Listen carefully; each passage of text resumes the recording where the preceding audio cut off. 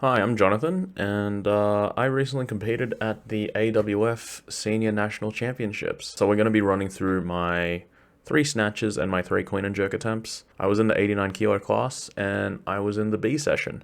So just in like the lower tier class of lifters in terms of total.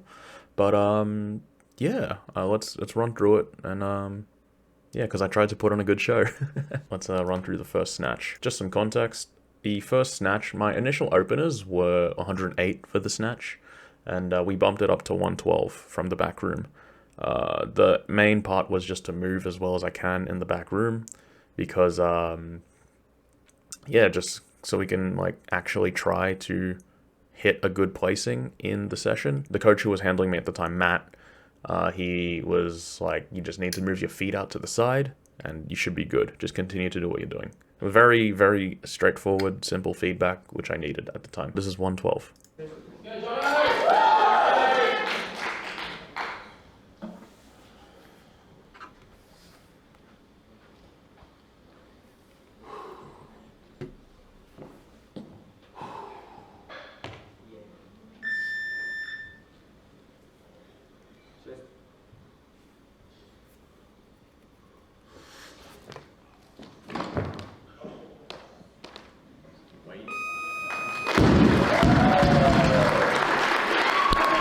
112 moved pretty well. Really happy with it. Made sure to acknowledge the camera because uh, personally I am quite introverted, but I do like the camera. It's I don't know how to describe it, but yeah. The people behind the camera were Jenny and Ken from Weightlifting Things. They make great videos, and they're just doing a really good thing for the sport of weightlifting in Australia. So follow them so you can see a bunch of other lifters who are better than me do do their thing and put on a good show. So let's jump into the next snatch. This was 116 kilos.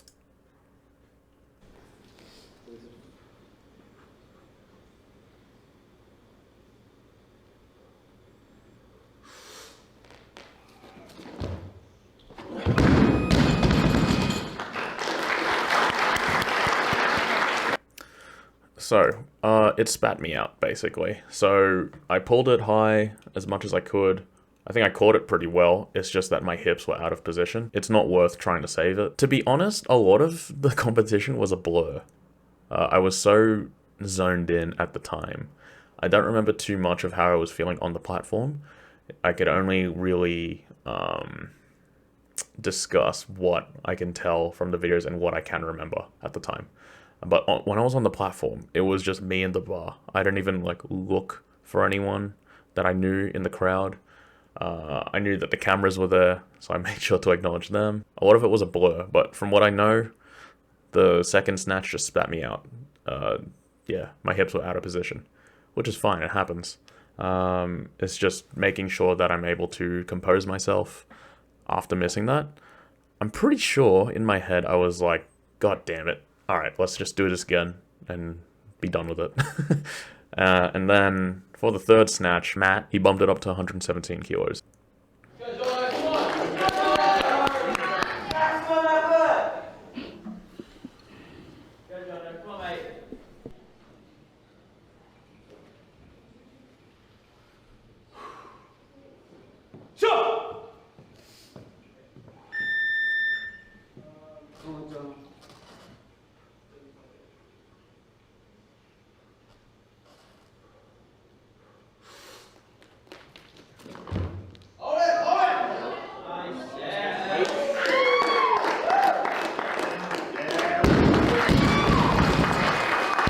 So that was 117 kilos. I don't know how I got that, to be honest, how they allowed that. That was a press out. I'm pretty sure I only got 2 whites on that one, but whatever, man, I'll take it. I'll count it. 117 comp PR. At the time, my best comp PR was 114. My current best snatch is 120. I think exceeding 120 was the plan if I didn't miss the 116. So yeah, I mean, it's nothing I can do about it now.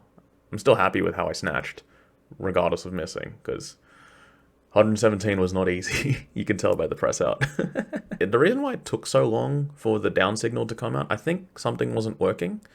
So the center ref had to like, that's why I was like looking around after I made the lift, and the center ref was like, he like waved his hands down, he's like down, and then yeah, and then I didn't even know it was a good lift until I went to the back room, and then people started like fist bumping me and shit. So, you know, I'll take it, even though it was a press out, but whatever. So let's move on to clean and jerks. With clean and jerk, we had a 10-minute break in between them, and I was sure to like adjust my hair, you know, because that's what is really important. Yeah, I was moving pretty well in the back room. My original opener was 138 kilos, and we bumped it up to 140. I was just conservative with the openers, just in case I was feeling like crap on the day, but thankfully I wasn't. So, yeah. So this is 140 kilos.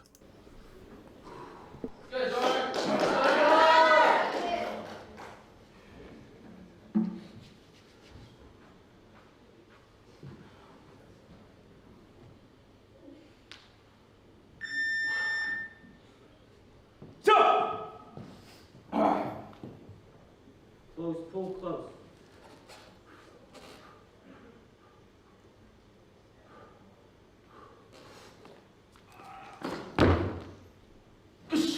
Come, straight draws out, straight.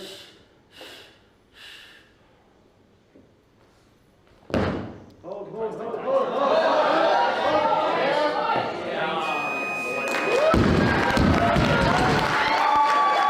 The 140 moved unexpectedly well. You could see that when I stood up from the clean and then bounced back onto me, you could see me rock back on my heels because I just wasn't expecting it. Like 140 kilos had been a big mental block for me for a while. And then in the lead up to the comp, I was able to make it like a pretty consistent weight when I did have to hit it. So yeah, I'm really happy with how that moved.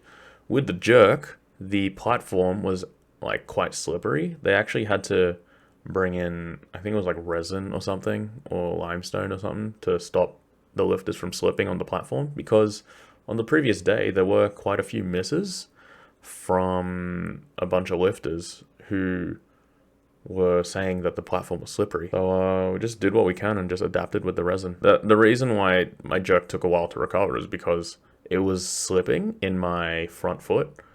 I was like, thankfully I was able to like get traction. That's why the jerk took a bit to recover, but it's cool now. It's fine. So yeah, moving on to the next clean and jerk. This one is 144 kilos. Feet fast to the side. Come on, finish up.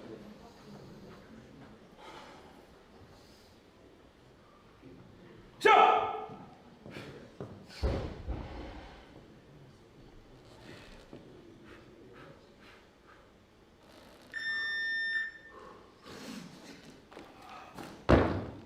Come on. Straight drop to your heels.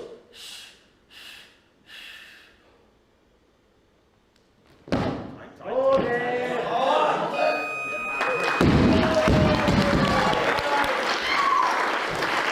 At the time, that's when I knew that I was dialed in. I didn't know that 144 would move the way it did, because that was probably my second favorite lift of the day. That's how I knew I would be able to mentally try something that would put me in first in the session. So yeah, it was a really good lift, and I'm very happy with how that moved. And I made sure to use the resin so I didn't slip, and it actually worked because I've never used it before. So it was a learning experience in that part.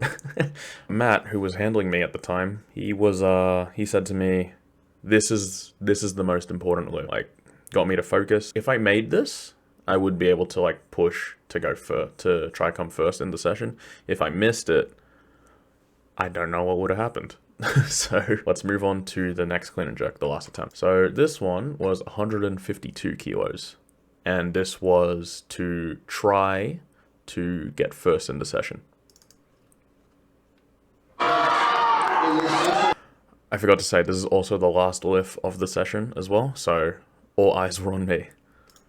give him some encouragement, ladies and gents. For clean and jerk for the win. Let's go, John. Let's go. Good, John. Sure! So all that aggression, speed.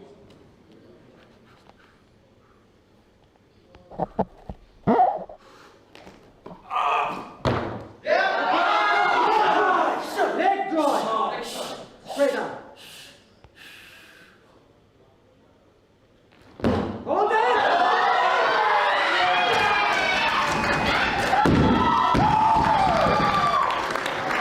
Good man. That was to get first in the session. All up, so I was in the B session, right? So all up, I ended up placing 10th in Australia because the A session was straight after this session, and that was an insane session to watch as well. It was very exciting. There were it was a bloodbath in terms of how many misses there were. There were a couple bomb outs too, which is why I got pushed up to 10th. And you know, it's just how it is, you know. Sometimes the sport is like that. What was I gonna say? Matt, he said to me, I think it was along the lines of like, show me what you got. For some reason, that is what helped me dialed in the most. It just felt like my moment at the time. Still riding that high, a week and a bit later. So yeah, pretty good, I'd say. In each of the lifts, you'll notice that my setup is I tried to make it the same all the time, just so that it helps me focus and it's something that I could rely on to commit to the lift. Because weightlifting is hard, dude. Like, you're putting a heavy weight over your head, and it hurts too. So you have to commit. If you don't commit, you're likely gonna miss, or you'll get hurt. So you have to commit. Otherwise, you'll just, yeah. If you don't commit, you're not gonna lift it. In my head, I was counting my steps. I made sure to chalk my hands in the exact same way each time. I made sure to bow at the beginning of every lift, just so I can time my breathing, time my steps, and time my adjustment to the bar. And then you'll notice I'll do 3 grip switches, and then a deep breath, and then go. So yeah, that's my routine. I recommend to a lot of lifters, including my own lifters, to have a routine that will be something that you can rely on. Sometimes, some of them don't need it, thankfully. For me, I need it. Otherwise, it's just, I could do it without it. It's just, it won't feel the same. Like, all my focus won't be in the same spot. So yeah, that's why I have the consistent routine in terms of preparing for a lift mentally. Because in the back room, I wasn't the most like jacked dude there. Like, there were dudes who were bigger than me in that session and who were like lifting way better than me. But it was like that mental game. I think that's where I excel. I feel like being able to focus and like death stare anything is where a weightlifter can separate themselves from everyone else. So I feel like that's one of the most important things in weightlifting. Most of it is a mental game. I'm pretty sure people didn't believe that I was gonna hit that. Physical part is fun, you know, the training part mostly. Yeah, training wasn't very enjoyable this prep, but it led to that. So I'm pretty happy with how everything went in the long run. It was just a matter of just pushing through, gritting my teeth, and just doing what I can, because it did take a toll on me. I've been taking a break from structured training, just moving around when I want to, when I can, and just making stuff, you know? So as I said before, the videos were produced by Weightlifting Things, who are Jenny and Ken. Both of them are very nice people. I've been lucky to have a conversation with both of them, and they were very pleasant all-around people, and they really do want to make the sport of weightlifting popular in Australia, because it's not popular here, because it's not a team sport. Australia has a big like team sport culture, like rugby, soccer, AFL, all those kinds of things, cricket, you know. And individual sports, people aren't really, it's just not in the culture in Australia. It's not the athlete's fault. It's not the team sport's fault either. It's just how the culture is. As I was saying, Jenny and Ken are both trying to make weightlifting very big. And one of the best ways to do that is to produce, I hate saying this word, producing content for social media, like on Instagram, TikTok, etc. Being able to have a team of weightlifting things is like really valuable to, I believe, all the athletes and the coaches as well, because one, it's to grow the sport. Two, it's for the athletes and coaches to make their own content. And yeah, it'll help just grow the sport in general and get people into it, whether it be at a young age or at like an older age, whatever. As long as they're interested in weightlifting, that's all that matters in the long run. They did a great job. They go above and beyond with their customer service as well. Yeah, don't have any complaints at all. They're doing great. Follow them, please. Follow them if you haven't already. They're awesome.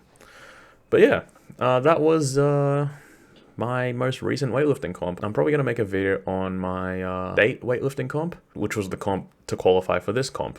So, and weightlifting things also had videos for me of that as well. So, yeah, I'll probably make that, and that should be good. Yeah, that's pretty much it. I hope you enjoyed. Happy training. Take care of yourselves. Bye.